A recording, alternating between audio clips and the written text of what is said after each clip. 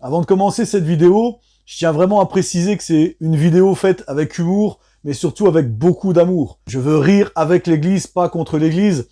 Et si tu te reconnais dans ce qui va suivre, ne t'inquiète pas, c'est normal, moi aussi dans certaines choses, je me reconnais. Donc aujourd'hui, je veux parler des, vous savez, ces réunions de prière qui parfois tournent au chaos spirituel. Alors on va prendre par personnage. Et le premier personnage, j'ai pensé à celui ou celle qui dit Seigneur, Seigneur, Seigneur, Seigneur, Seigneur, partout. Tout le long de la prière, on entend Seigneur, Seigneur, Seigneur.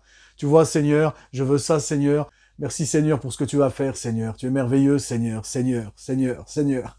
Et comme je disais hier, des fois on fait des copier-coller. On entend, on est nouveau, on entend les prières des autres, et à force de s'entendre prier les uns les autres, on va tous adopter une façon de prier qui va être sur la même intonation, qui va être la même. Mais je pense qu'il faut qu'on retrouve aussi, bien sûr, la simplicité dans nos prières et prier sans être un copier-coller, et vraiment simplement avec notre cœur, avec nos mots, avec notre intonation, avec notre façon de parler. Le deuxième personnage, ça va être la prière indiscrète. Oui, Seigneur, je te confie Jérôme qui est retourné dans ses addictions. Je ne citerai pas ce qu'il fait, Seigneur. Alors là, on est en pleine réunion de prière en groupe, je vous rappelle. Je ne citerai pas ce qu'il fait, Seigneur, mais c'est vrai ce qu'il met sous ses yeux, quand il est sur Internet. C'est vraiment pas beau, c'est vraiment pas bien, Seigneur.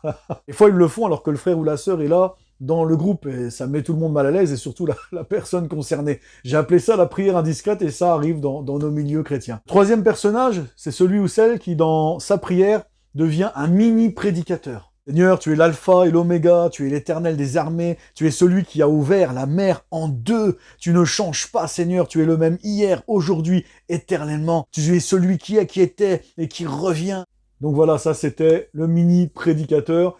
Et parfois, eh bien, le Saint-Esprit peut nous inspirer à prier de la sorte, et ça peut aussi encourager nos frères et sœurs, donc c'était vraiment, comme je disais tout à l'heure, avec bien sûr une touche d'humour. Quatrième personnage, c'est le dormeur.